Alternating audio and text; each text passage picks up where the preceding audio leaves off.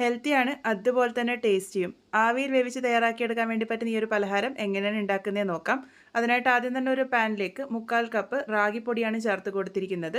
ഇതൊന്ന് ചെറുതായിട്ട് വറുത്തെടുക്കാം. ഒന്ന് ചെറുതായി ചൂടായി കിട്ടിയാൽ മാത്രം മതി. ഇത് വറുത്തെടുക്കുമ്പോഴാണ് ഇതിൻ്റെ രുചി ഒന്നും കൂടെ കൂടുന്നത്.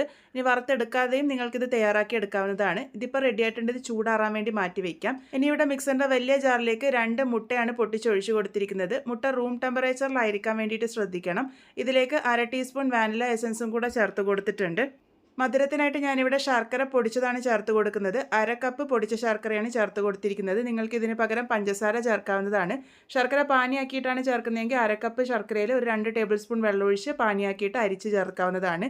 ഇതെല്ലാം കൂടെ ഹൈ സ്പീഡിലൊന്ന് നന്നായിട്ട് തന്നെ ബീറ്റ് ചെയ്തെടുത്തിട്ടുണ്ട്. അതിനുശേഷം ഇതിലേക്ക് വറുത്ത് വെച്ചിരിക്കുന്ന റാഗിപ്പൊടി കൂടെ ചേർത്ത് കൊടുക്കാം. ഇനി ഇതിലേക്ക് 1 ടേബിൾ സ്പൂൺ കോൺഫ്ലോർ ആണ് ചേർത്ത് കൊടുത്തിരിക്കുന്നത്. കൂടെ തന്നെ 1 ടേബിൾ സ്പൂൺ കൊക്കോ പൗഡറും കൂടെ ചേർത്ത് കൊടുക്കുന്നുണ്ട്. നിങ്ങൾക്ക് കോൺഫ്ലോറും കൊക്കോ പൗഡറും ഒന്നും ചേർക്കേണ്ടെന്നുണ്ടെങ്കിൽ 2 ടേബിൾ സ്പൂൺ മൈദ ചേർത്താലും മതിയാകും. ഇതിലേക്ക് 1 നുള്ളു ഉപ്പും കൂടെ ചേർത്ത് കൊടുക്കാം. കൂടെ തന്നെ 1/4 ടീസ്പൂൺ ബേക്കിംഗ് സോഡ കൂടെ ചേർത്ത് കൊടുത്തിട്ടുണ്ട്. ഇതിലേക്ക് 1/4 കപ്പ് റിഫൈൻഡ് ഓയിലും കൂടെ ചേർത്ത് കൊടുക്കാം. ഓയിലോ ബട്ടറോ ഉപയോഗിക്കാവുന്നതാണ്. മണമില്ലാത്ത ഓയിൽ വേണം യൂസ് ചെയ്യാൻ വേണ്ടിയിട്ട്. ലോ സ്പീഡിൽ ഒന്ന് കറക്കിയെടുത്തിട്ടുണ്ട്. കൂട്ടർ അല്പം കട്ടിയായിരിക്കുന്നത് കൊണ്ട് തന്നെ ഞാനിവിടെ 2 ടേബിൾ സ്പൂൺ പാൽ ഒഴിച്ച് കൊടുത്തിട്ടുണ്ട്. കൂട്ടിൻ്റെ കൺസിസ്റ്റൻസി റെഡിയാക്കാൻ വേണ്ടിയിട്ടാണ്.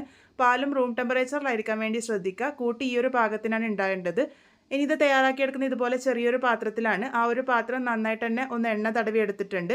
ഈ ഒരു പാത്രത്തിൽ തന്നെ തയ്യാറാക്കിയെടുക്കണം എന്നൊന്നുമില്ല. നിങ്ങൾക്ക് വലിയ ഏത് പാത്രത്തിൽ വേണമെങ്കിലും തയ്യാറാക്കിയെടുക്കാവുന്നതാണ്. പാത്രത്തിലേക്ക് 1/4 ഭാഗത്തോളം കൂട്ട് ഒഴിച്ചു കൊടുത്തിട്ടുണ്ട്. മുഴുവനായിട്ട് ഒഴിച്ചു കൊടുക്കരുത്. 1/4 ഭാഗത്തോളം മാത്രം ഒഴിച്ചു കൊടുക്കുക. ഇതൊന്ന് 2-3 പ്രാവശ്യം നല്ലപോലെ ടാപ്പ് ചെയ്തെടുത്തതിന് ശേഷം ഇതിൻ്റെ മുകളിലേക്കായിട്ട് ഞാനിവിടെ കുറച്ച് ബദാം ചോപ്പ് ചെയ്തതാണ് ചേർത്ത് കൊടുത്തിരിക്കുന്നത്. ഇഷ്ടമുണ്ടെങ്കിൽ മാത്രം ചേർത്താൽ മതി, ഒഴിവാക്കിയാലും കുഴപ്പമില്ല. ഇനി ഇത് ആവിയിൽ വേവിച്ചെടുക്കാം. സ്റ്റീമർ നേരത്തെ വെള്ളമൊഴിച്ച് ആവി വരാൻ വേണ്ടി വെച്ചിരുന്നു.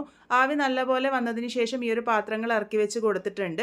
മീഡിയം ഫ്ലെയിമിൽ വെച്ച് ഒരു 15 മിനിറ്റ് നേരത്തേക്ക് നല്ലപോലെ തന്നെ ആവി കയറ്റി എടുക്കാം. ആ ഒരു സമയമാകുമ്പോഴേക്കും ഇത് പാകത്തിന് റെഡിയായി കിട്ടിക്കോളും. ഒരുപാട് ഹൈ ഫ്ലെയിമിൽ വെക്കണ്ട, മുകളിൽ ക്രാക്ക് വീഴാനുള്ള സാധ്യതയുണ്ട്. അപ്പോൾ ഇതിപ്പോൾ 15 മിനിറ്റ് ആയിട്ടുണ്ട്. ഇതുപോലെ ടൂത്ത് പിക്കോ സ്ക്യൂറോ ഉപയോഗിച്ച് ഒന്ന് ചെക്ക് ചെയ്ത് നോക്കുക. നീറ്റായിട്ട് കിട്ടുന്നുണ്ടെങ്കിൽ പാകത്തിന് റെഡി ആയിട്ടുണ്ട്. ഇതിൻ്റെ ചൂട് നല്ലപോലെ ആറി വന്നതിന് ശേഷം വേണം ഡീമോൾഡ് ചെയ്തെടുക്കാൻ വേണ്ടിയിട്ട്. അരികുകളൊക്കെ ഇതുപോലെ ഒന്ന് വിടിയിച്ചെടുത്ത് കയ്യിലേക്ക് ടാപ്പ് ചെയ്യുമ്പോൾ തന്നെ നിങ്ങൾക്കിത് ഈസി ആയിട്ട് ഡീമോൾഡ് ചെയ്തെടുക്കാൻ വേണ്ടി പറ്റും. ഇനി ഇത് മുട്ടയില്ലാതെ നിങ്ങൾക്ക് തയ്യാറാക്കിയെടുക്കാം. മുട്ടയില്ലാതെയാണ് തയ്യാറാക്കിയെടുക്കുന്നുണ്ടെങ്കിൽ 1 ടീസ്പൂൺ ബേക്കിംഗ് പൗഡറും 1/2 ടീസ്പൂൺ ബേക്കിംഗ് സോഡയും 1 ടീസ്പൂൺ വിനാഗിരിയോ അല്ലെങ്കിൽ ചെറുനാരങ്ങ നീരോ ചേർത്തിട്ടും ഇത് തയ്യാറാക്കിയെടുക്കാവുന്നതാണ്. നല്ല പഞ്ഞി പോലെ സോഫ്റ്റ് ആയിട്ടുള്ള റാഗി കേക്ക് ഇവിടെ റെഡി ആയിട്ടുണ്ട്. എന്തായാലും ട്രൈ ചെയ്ത് നോക്കൂ. ട്രൈ ചെയ്ത് ഫീഡ്ബാക്സ് ഒക്കെ പറയണേ.